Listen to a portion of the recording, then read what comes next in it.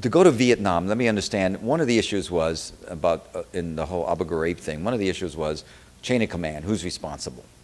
And one of the things we've been wrestling with, and forget Congress, they had some hearings, but on any given day, both Democrats and Republicans, and particularly in the Senate, Armed Services Committee, the best I can say is I can't tell whether in any day they're supine or prone, but they're down.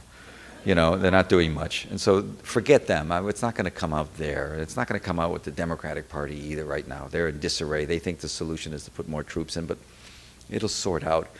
But so who's responsible for the awful things that happen and continue to happen, by the way? It hasn't changed. There's a food strike right now going on in Guantanamo. Where does the chain of command go? So let me tell you a chronology, if I can do it in a few minutes, that I didn't see right away. I didn't see it. And when the first go-around, when I was writing about this a year and a few months ago in the New Yorker. And so you have to go back. The war begins, whatever reason. The president begins his war in March of '03. And looks like a winner. If you remember, the embedded journalists, and where the journalists were at this time was, including my old newspaper, the New York Times, we were all for it. Gung-ho, let's go, jingoistic.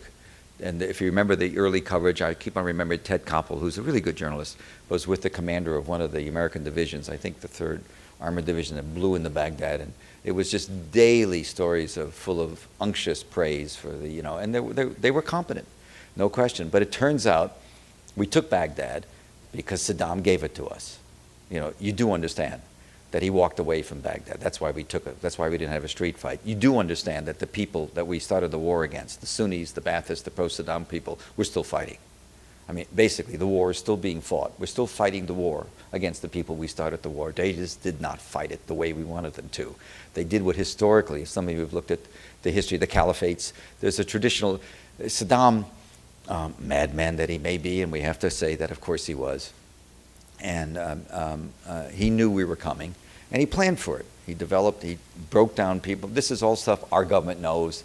I'm inside. I've been writing an alternative history, and I know people talk to me, and I'm actually writing something about this in a book just about the early days. Saddam, actually I did deal with this in one of the pieces in the New Yorker. Saddam began planning in 2001, and he began setting up a cell system. One of his big opposition groups was the Dawa Party, which ironically is now in control of the South. But anyway, in the Southern Shiites.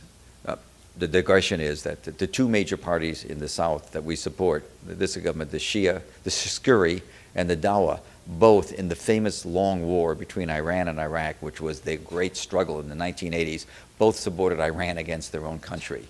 And if we think they have much standing inside their own country, we are really mistaken. We deal with them because they're the leading figures, but once everything's settled, you're going to see a civil war among the Shia that you can't believe, not only because they supported Iran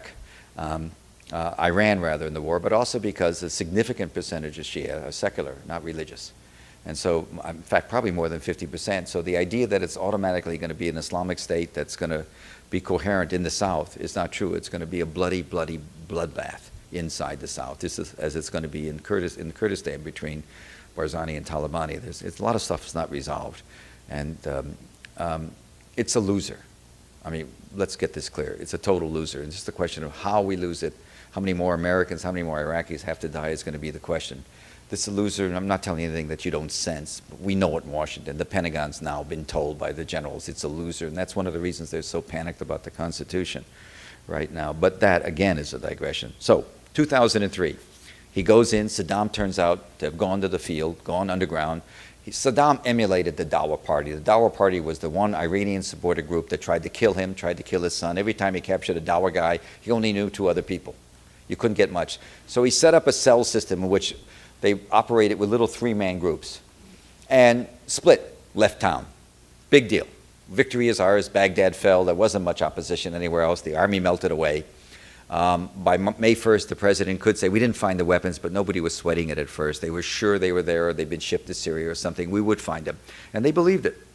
I would make the case it's mass hysteria about the weapons, but that's another issue, because there was an awful lot of people around the world who knew an awful lot about Iraq, and the International Atomic Energy Agency, in the Department of State, in the CIA, who thought, the Department of Energy, the idea that that every Democrat supported. Bill Clinton and Sandy Berger certainly publicly said they believed there were weapons there, but throughout the bureaucracy in the 1990s, there were many, many people who knew there wasn't, that it was just craziness, some sort of hysteria. It wasn't as simple as you say, but of course it's, I do believe the president when he says he believed it, and I'm sure he did.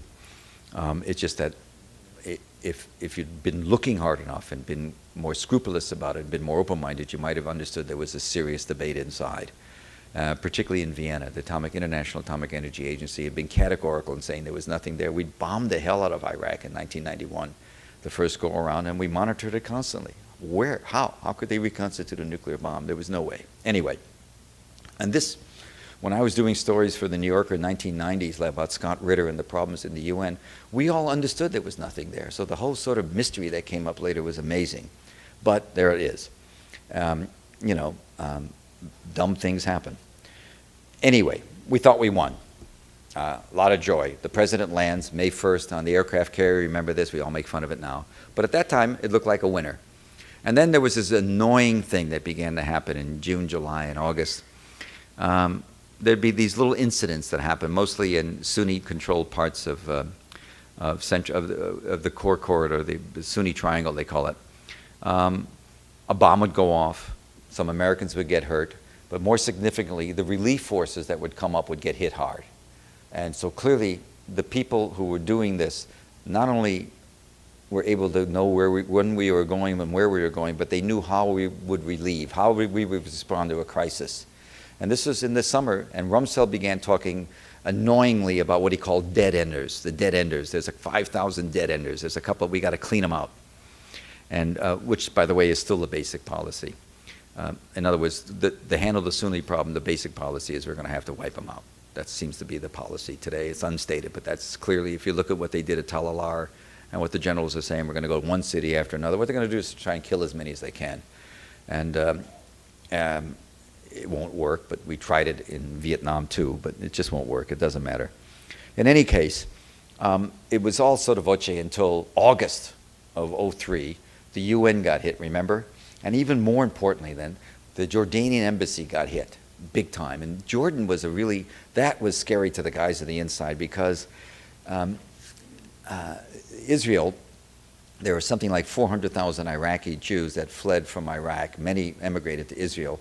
Israel has a tremendous ability to move in and out of Iraq, obviously. And they have an awful lot of, they're in terms of an ally, they're a very powerful ally, and their intelligence operations were mostly run, the overt ones were run through the Jordanian embassy. So that was a message, that there were people there that, inside that understood something. We also lost that month a lot of oil, and we got hit hard in the oil and water. We didn't talk about it, but where we got hit were junctions, major distribution points, which made it clear that in the migration that took place out of Baghdad before we invaded, and then it turns out that our National Security Agency had reported very early in April, before the invasion, that Baghdad went dead. We were monitoring 6,000 or 8,000 people through satellite phones, other communication devices. We're pretty competent, we're very competent technically. And we knew we had a good fix on an awful lot of people inside Baghdad. It went quiet around April the 7th, the day before our troops first rolled in. Everybody moved. And the people that moved not only included Saddam's special units, what they call the SSO and the Special Republican Guards, the units assigned to guard him, who were going to be the door-to-door fighters. They were going to be the guys in every street blocking us in Baghdad. And they'd set up arms, they'd set up barricades, sandbags on every major intersection. They all disappeared, included most of the major bureaucrats, the people that ran the state systems.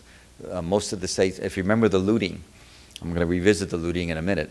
The state systems included all the people that were responsible for the post office, for the management of the city, for the water works, for the power works, for the oil works, for the basic day-to-day structures, the city administrative offices.